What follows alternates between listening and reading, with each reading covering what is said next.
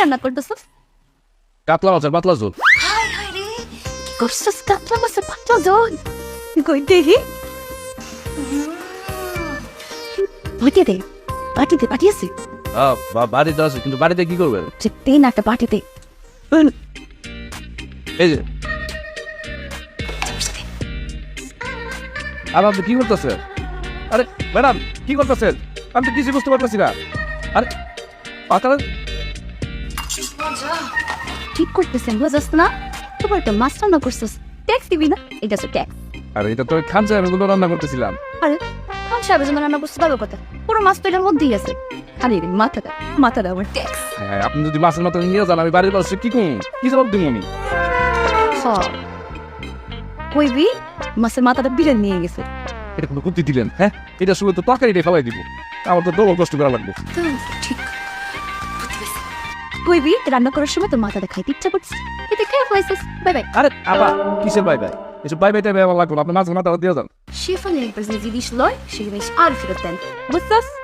আস আরে ম্যাডাম, আমি জি ভাই, ভাই কিছু মাছের মাথা খায় নাই। সাহেব কি করবো?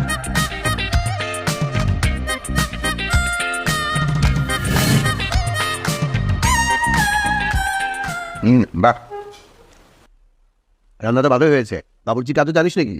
বেশ ভালো ভালো। তা আমার সাথে ঢাকায় বাবুর্চি কাজ করতে যাবি? না সাহেব, আমি তো বড় বড় রান্না করতে পারি না, আমি ছোটখাটো রান্না করতে পারি। রফিক মাছের মাথাটা দে তো। বৌমা, আমি তো মাছের মাথা খাই না, আমার দরকার নেই, আমি খাবো না।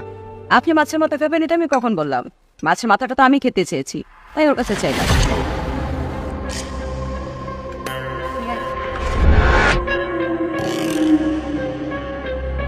হা করে দাঁড়িয়ে আছিস কেন? যা মাছের মাথাটা নিয়ে আয়। না মানে সাহেব, আমি তো একটা ভুল করে ফেলাইছি। কি? আসলে মাথাটা অনেক বড় আছিল তো, আমরা তো গরিব মানুষ, এত বড় মাছের মাথা কোনোদিন দেখি নাই, তাই আর কি লোভ সামলাইতে পারি নাই। তাই তাই কি করেছিস? কিরে রফিক, কথা বলছিস না কেন? বল, মাথাটা কোথায়? সাহেব, অপরাধ ক্ষমা করবেন, মাথাটা আমি খায় ফেলাইছি। এত বড় সাহস! সামান্য একটা মাছের মাথার লোক তুই সামলাতে পারিস নি? চোরের ঘরে চোর! দাঁড়া, আজ তোকে মাথা খাওয়া দেখাচ্ছি আমি। শিশির, বাদ দে না, গরিব মানুষ লোভ সামলাতে পারে নাই। আব্বা, আমি একটা জিনিস খেতে চেয়েছি, আমার মন নষ্ট